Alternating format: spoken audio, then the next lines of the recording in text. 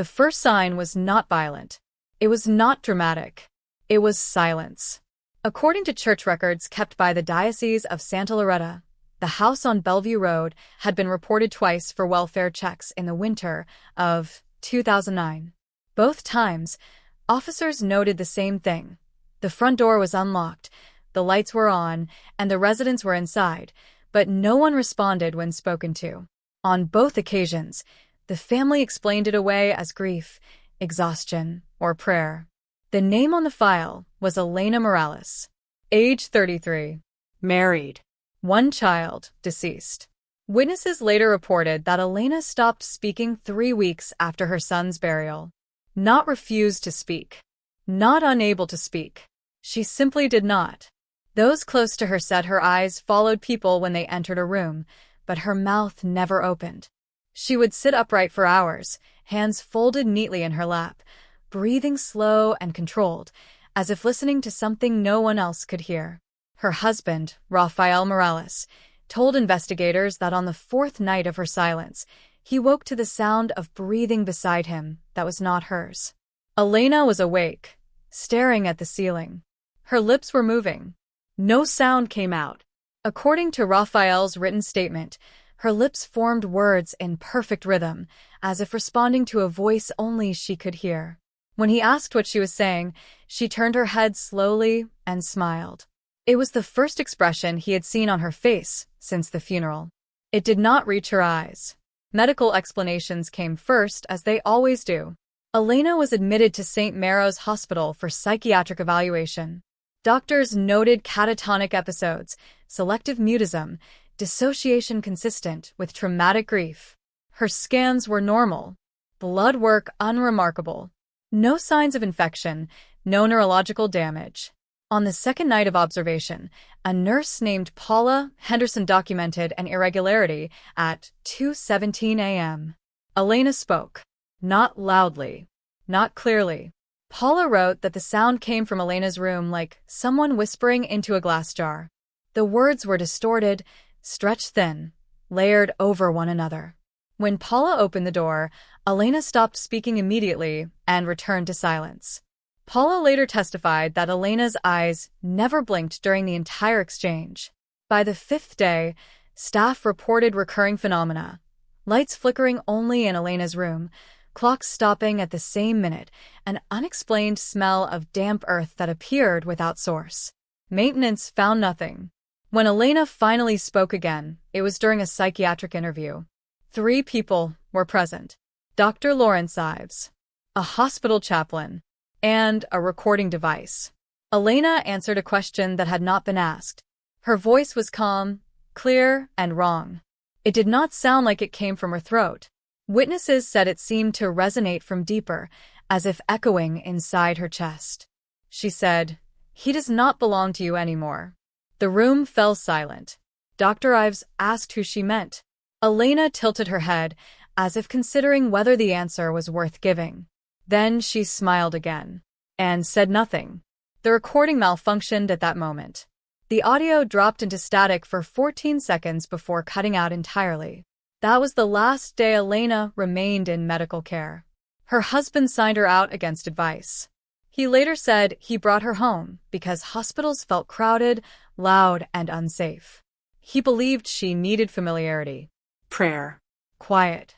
According to neighbors, the house changed almost immediately. Lights stayed on all night. Curtains remained closed during the day. No one saw Elena leave the house again. A week later, Rafael contacted the parish. The attending priest, Father Miguel Herrera, was 46 years old at the time. He had served the diocese for nearly 2 decades and had been involved in 2 prior cases requiring formal exorcism approval. Neither had progressed beyond preliminary rites. Father Herrera later stated that he did not believe the Morales case would be different. He agreed to visit the home on a Wednesday afternoon. According to his journal, the house felt heavy. Not cold. Not threatening. Heavy. He described a sensation of pressure behind the eyes, as if the air resisted breathing. He also noted that every clock in the house was stopped at 3:11. Elena was seated at the dining table when he entered. She stood when he introduced himself. She spoke his name before he said it. Father Herrera paused. He later wrote that this was the moment he first felt fear, not because of the familiarity, but because of the certainty in her voice. He asked how she knew who he was. Elena answered without hesitation. "You were expected." Raphael began to cry. Father Herrera asked Elena if she would consent to prayer. She nodded. As the priest began the opening blessing, Elena closed her eyes. Her breathing slowed. Her shoulders relaxed. For several minutes, nothing happened. Then her lips parted. A low sound emerged, not speech, but something closer to a hum. It vibrated through the furniture. The priest said he felt it in his feet. He stopped praying. Elena opened her eyes. They were bloodshot but dry. She said, "You should not have come alone." Father Herrera ended the visit immediately. That evening, he submitted a preliminary report to the diocese. He did not request an exorcism yet. He asked for monitoring, prayer support, and time. Time did not help. Over the next 4 days, Raphael reported escalating behavior. Elena began moving through the house at night. Not walking. Standing. Appearing in doorways without sound. Watching. She stopped eating. She stopped sleeping. She began scratching symbols into the walls with her fingernails. Shallow marks. Repeated patterns. Circles intersected by straight lines. When Raphael tried to stop her, she spoke again. This time, her voice was layered. Witnesses later described it as multiple voices attempting to occupy the same mouth. She said, "Do not interrupt what has already begun." On the 7th night, Raphael woke to find her standing at the foot of the bed. The bedroom smelled like rain and soil. She placed her hand on his chest and said, 7. Raphael fled the house and did not return until morning. The diocese approved formal evaluation that same day. Father Herrera returned with another priest and a medical observer. They began the rite of inquiry. Elena answered every question calmly. Name, age, place of birth. Then questions meant to provoke. Prayer. Scripture. The name of Christ spoken aloud. At the sound of it, Elena's jaw tightened. Her fingers dug into the wood of the chair, splintering it. Her voice dropped. She said, "We are still counting." The attending physician attempted to intervene, suggesting sedation. Father Herrera refused. He later wrote that the air in the room had grown thick enough to taste. The formal request for exorcism was submitted that night. Approval came faster than usual. The first session began at dawn. Elena was restrained for her own safety, though witnesses stated she did not struggle. She lay still, eyes open, breathing slow. As Father Herrera began the prayers of authority, the temperature in the room dropped sharply. Condensation formed on the walls. The smell returned. Elena began to speak in a language none present could identify. It was rhythmic, structured, not chaotic. According to audio logs, the speech lasted exactly 7 minutes. At the end of the 7th minute, Elena screamed. Not in pain, in anger. She said, "You are early." Father Herrera stopped. He later admitted that he felt something then, a certainty that this was not a single presence, and that time itself was part of the conflict. The exorcism did not end that day. It had only just begun. The second day began before sunrise, not by choice, but because no one slept. According to Father Herrera's journal, the house did not rest. The walls creaked without temperature change. The floorboards shifted as if bearing weight that never revealed itself. At 4:02 a.m., every window in the house fogged from the inside, despite the winter air outside being dry and cold. Elena did not close her eyes once. Witnesses stated that she lay restrained on the mattress placed in the center of the living room, head turned slightly to the left, eyes fixed on the far corner, where the ceiling met the wall. When asked what she was looking at, she responded immediately, "The measure." No one understood what she meant.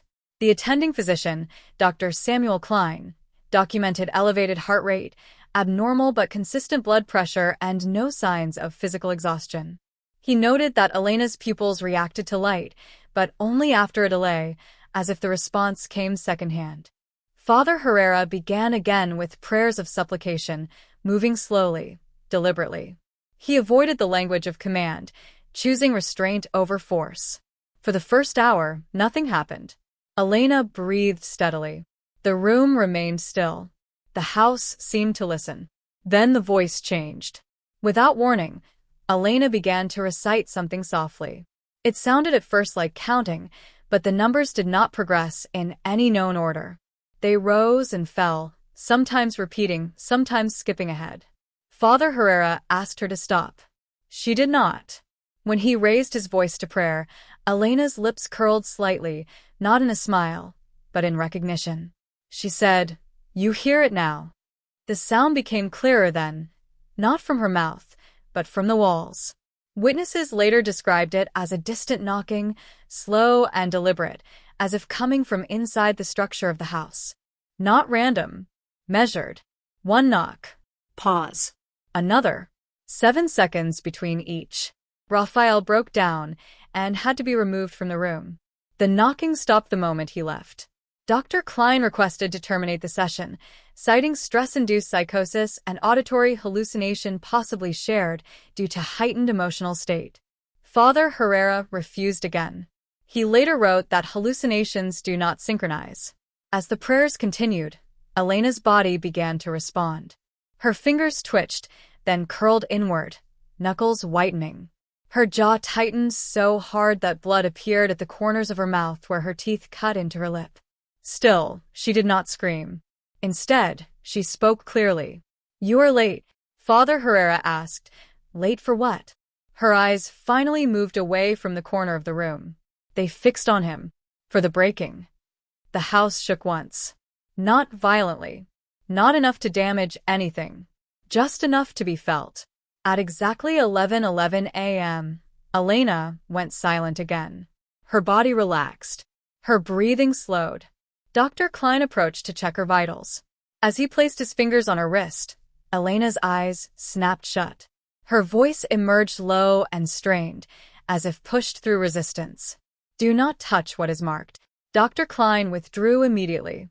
He later testified that the skin on Elena's wrist felt unusually cold, despite her core temperature remaining normal.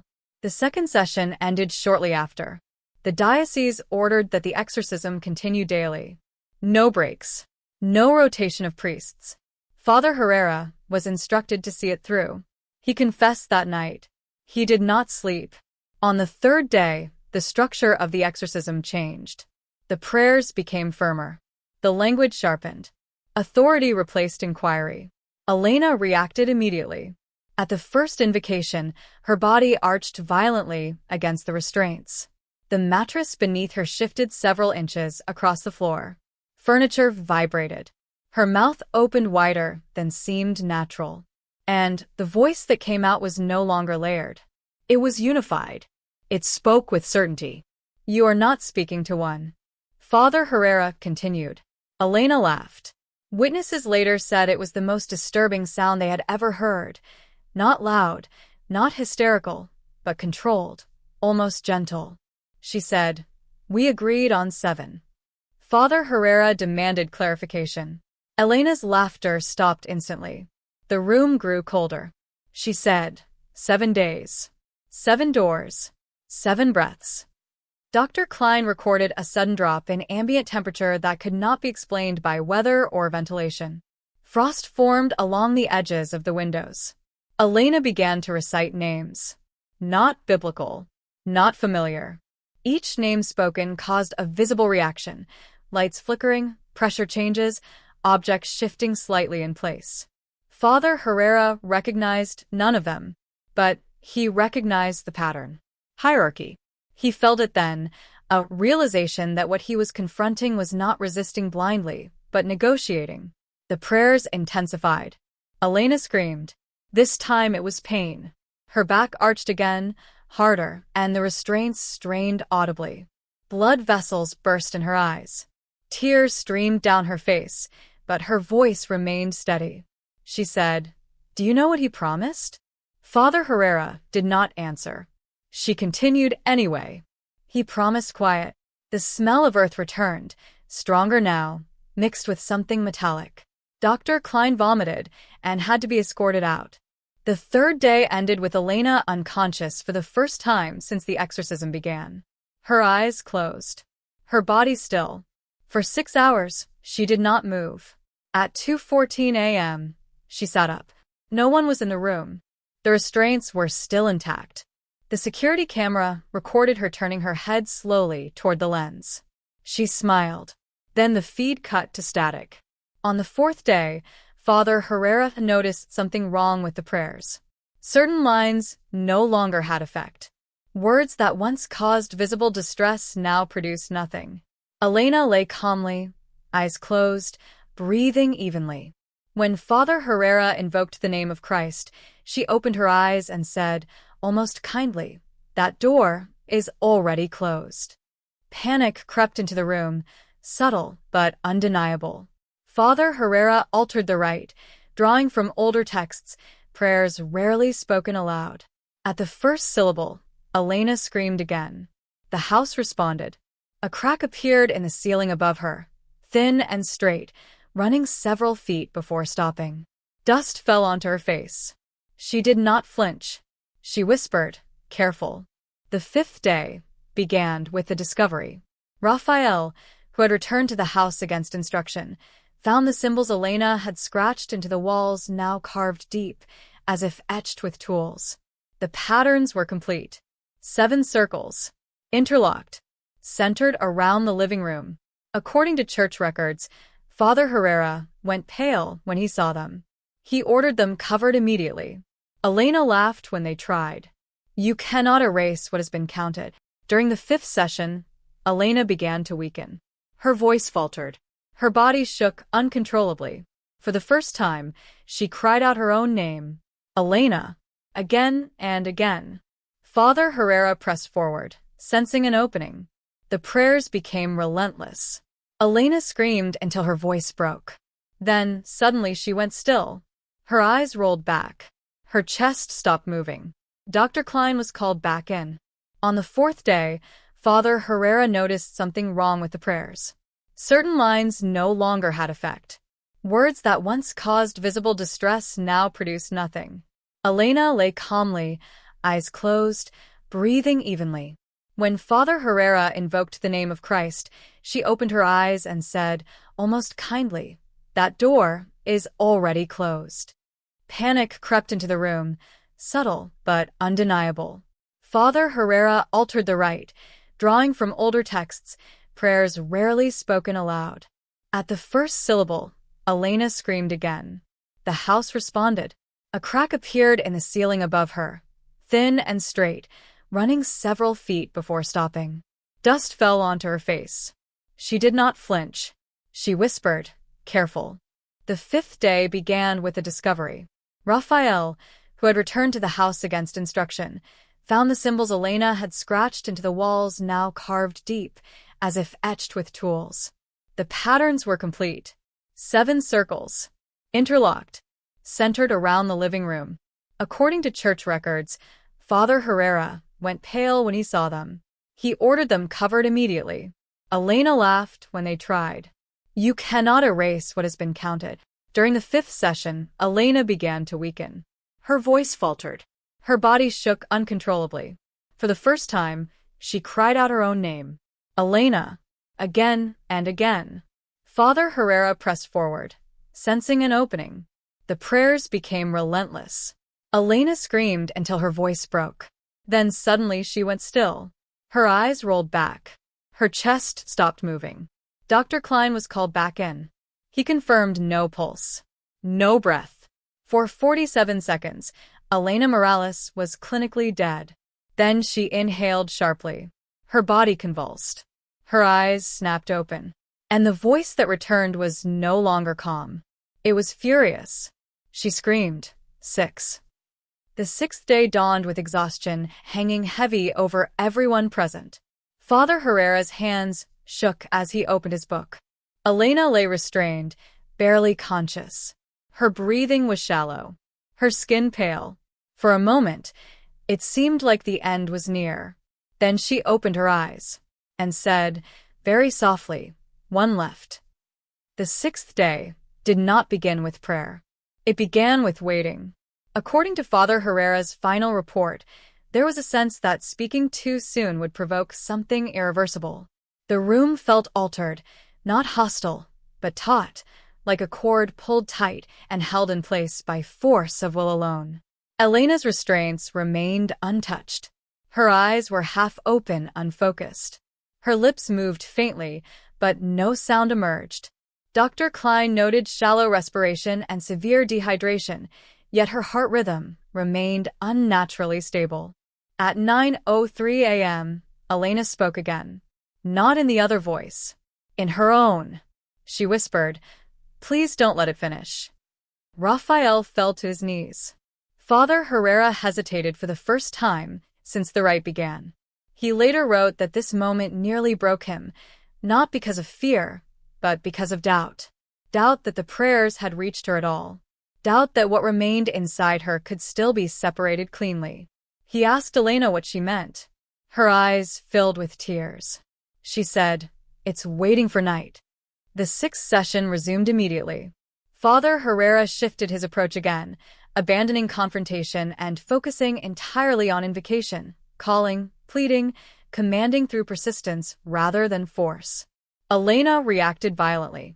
Her body convulsed, not in spasms, but in deliberate movements, as if something were testing the limits of her flesh. Her spine arched. Her fingers bent backward at unnatural angles. The restraints creaked, but did not break. The other voice returned that it was strained now. Angry. "You were told the terms." Father Herrera responded without pause. The voice laughed, but it sounded thinner than before, stretched, fraying at the edges. "You think this is removal," it said. "This is closure." At exactly 3:11 p.m., every clock in the house began to tick again.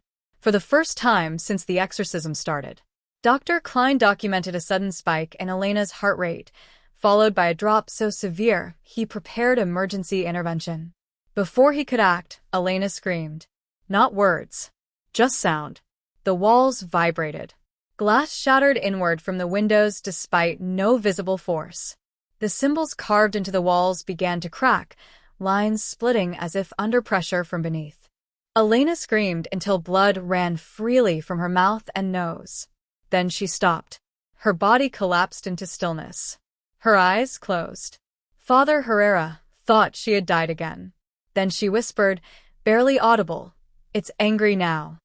Night fell early. Clouds gathered without warning, blotting out the moon. The house grew darker despite every light being turned on. Shadows pooled in corners where no shadows should form. Father Herrera ordered no one to leave the room. At 11:47 p.m., the knocking returned. Not from the walls. From beneath the floor. Slow. Deliberate.